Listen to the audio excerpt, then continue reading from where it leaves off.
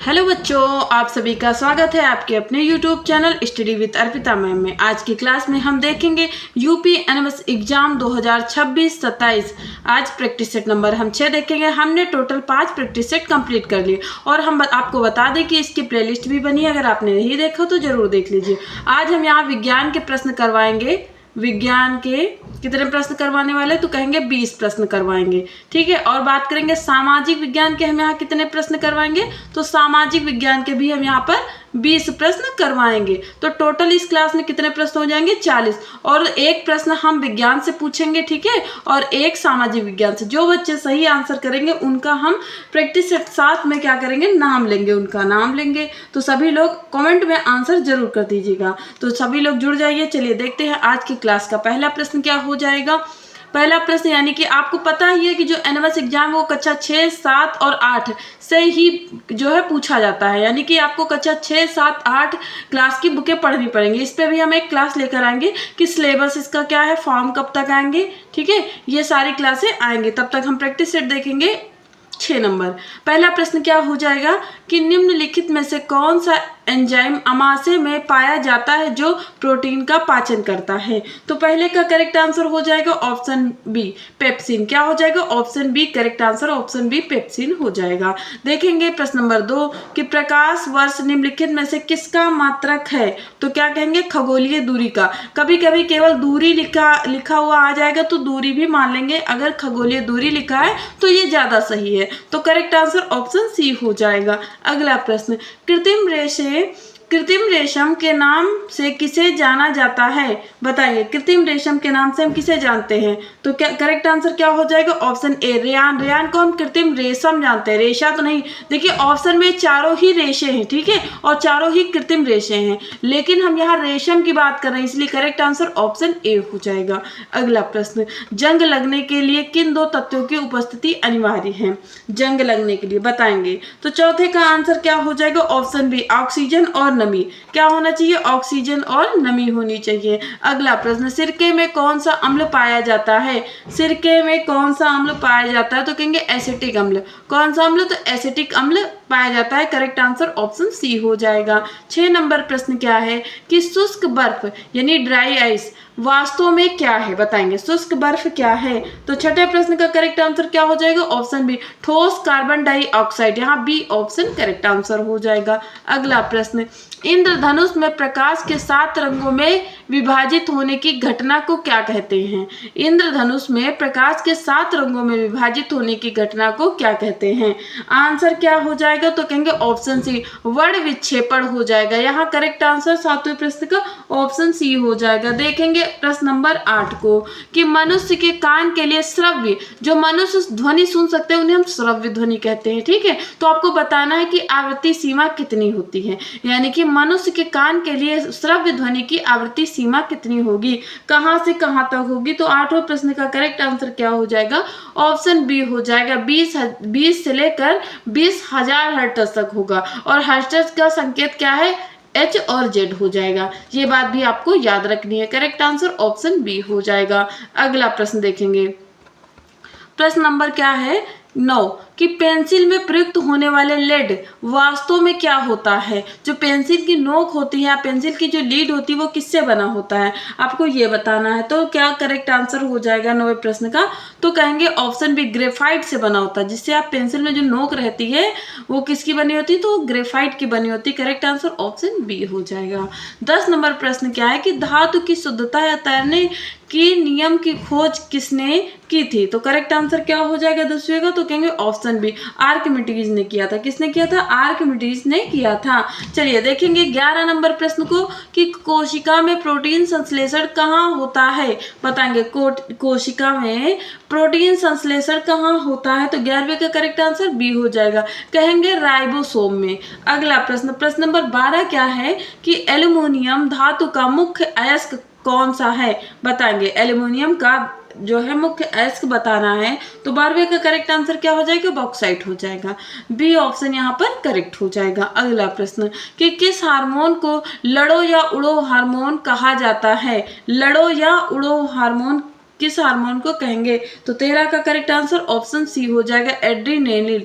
तो correct answer option C हो जाएगा। अगला प्रश्न, रक्त का थक्का जमने में कौन सा विटामिन सहायक है? तो 14 का आंसर क्या हो जाएगा? ऑप्शन सी, विटामिन के। क्या कहेंगे? ऑप्शन सी कहेंगे। अगला प्रश्न, कि भूकंप की तरंगों को किस यंत्र द्वारा रिकॉर्ड किया जाता है? करेक्ट आंसर क्या हो जाएगा 15 प्रश्न का? तो कहेंगे ऑप्शन बी, सिस्मोग्राफ यहाँ पर करेक्ट आंसर हो जाएगा, ऑप्शन बी। अगला प्रश्न, दूध की शुद्धता मापने के लिए किस यंत्र का उपयोग किया जाता है?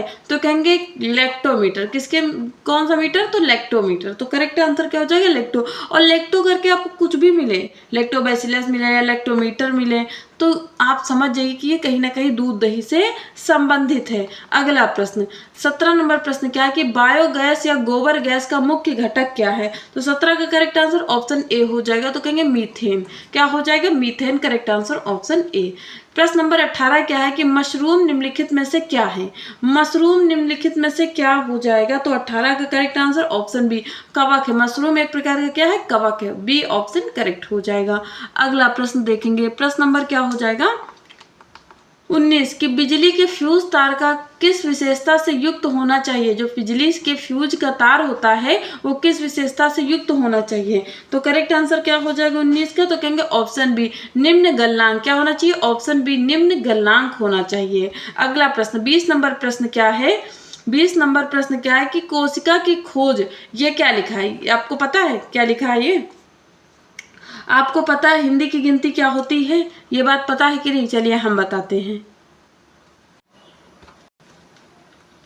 क्या लिखा है? ये कहेंगे 1665 लिखा है। क्या लिखा है? 1665 लिखा है। तो प्रश्न क्या है कि कोशिका की खोज 1665 में किस वैज्ञानिक ने की थी? ऑप्शन ए हो जाएगा Robert Brown, option B Robert Hooke, option C Leeuwenhoek, option D Purkinje हो जाएंगे।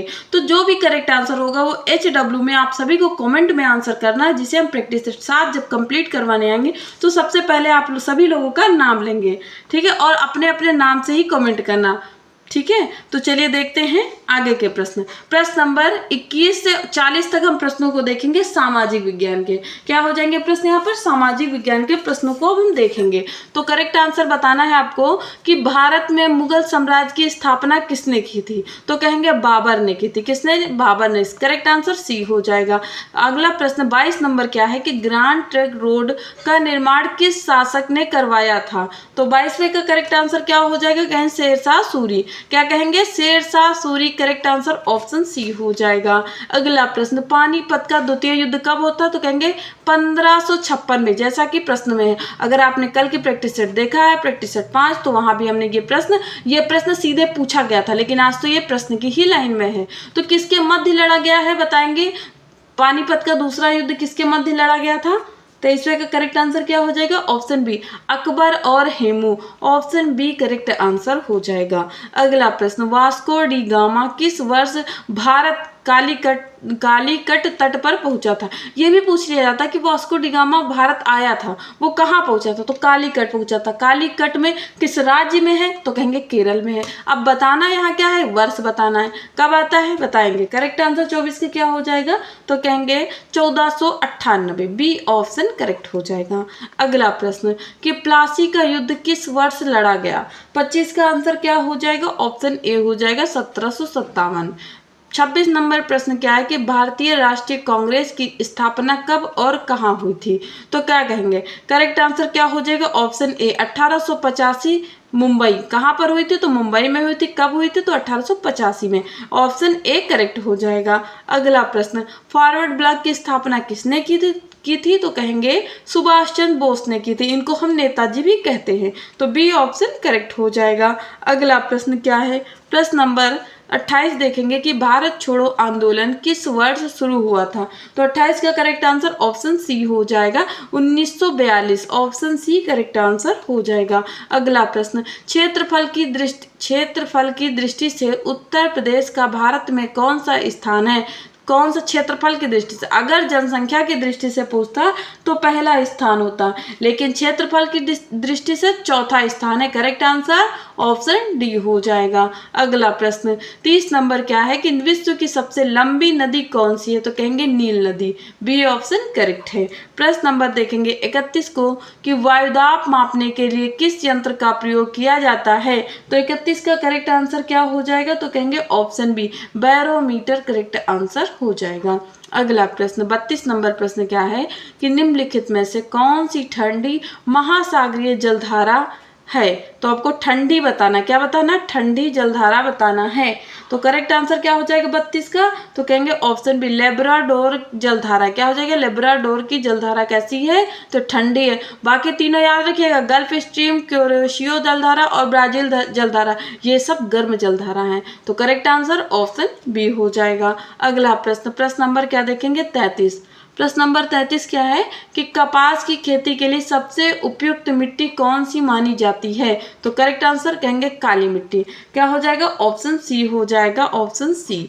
देखेंगे 34 नंबर प्रश्न की हीराकुंड बांध किस नदी पर निर्मित है? तो 34 का आंसर क्या हो जाएगा? ऑप्शन बी, महानदी पर। क्या कहेंगे? महानदी कहेंगे। अगला प्रश्न, भारत का गुलाबी शहर किसे कहा जाता है? यानी पिंक सिटी। भारत का पिंक सिटी किसे कहेंगे? तो जयपुर को कहेंगे। किसे कहेंगे? तो 35 का आंसर ऑप्शन बी हो जाएगा।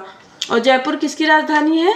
राजस्थान की राजधानी जयपुर हो जाएगी। ठीक है। 36 नंबर प्रश्न देखेंगे कि अस्पृश्यता का अंत संविधान के किस अनुच्छेद द्वारा किया गया है? तो 36 का आंसर क्या हो जाएगा? अनुच्छेद 17, बी ऑप्शन यहाँ पर करेक्ट हो जाएगा। अगला प्रश्न, योजना आयोग के स्थान पर गठित नीति आयोग का अध्यक्ष कौन था? बताएंगे। नीति आयोग का अध्यक्ष कौन होता है? जैसे योजना आयोग का अध्यक्ष कौन होता था? प्रधानमंत्री। तो नीति आयोग का अध्यक्ष भी कौन होगा? प्रधानमंत्री ही होगा। ऑप्शन बी करेक्ट आंसर हो जाएगा। अगला प्रश्न देखेंगे। प्रश्न नंबर 38 है कि राज्यसभा के सदस्यों का कार्यकाल कितने वर्षों का होता है? तो 38वें का करेक्ट आंसर क्या हो जाएगा? तो कहेंगे ऑप्शन बी करेक्ट हो जाएगा, 6 वर्ष। कितने वर्ष? 6। जब राज्यसभा पूछा जाए तो 6 वर्ष, अगर लोकसभा पूछा जाता तो क्या बोलते? 5 वर्ष। यहाँ लोकसभा हम लिख देते हैं। लोकसभा का कार्यकाल तो कहेंगे 5 वर्ष। कितने वर्ष? 5 वर्ष।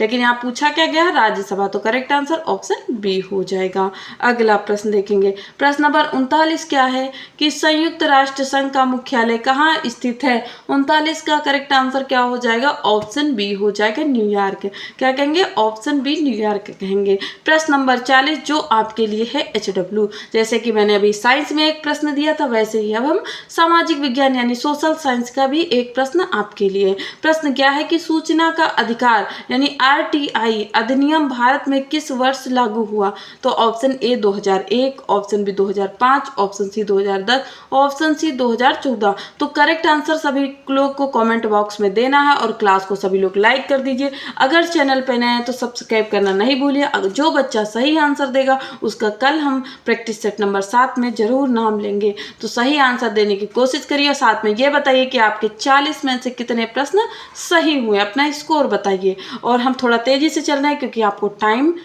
ध्यान रखना है, बहुत ही कम समय में क्या करना है? आंसर देना है। तो ये बात भी आपको याद रखनी है। मिलते हैं कल के प्रैक्टिस सेट में, प्रैक्टिस सेट 7 में। और हाँ, सभी लोग आंसर जरूर दे दीजिएगा। साथ में क्लास को लाइक और सब्सक्राइब करना भी नहीं भूलें।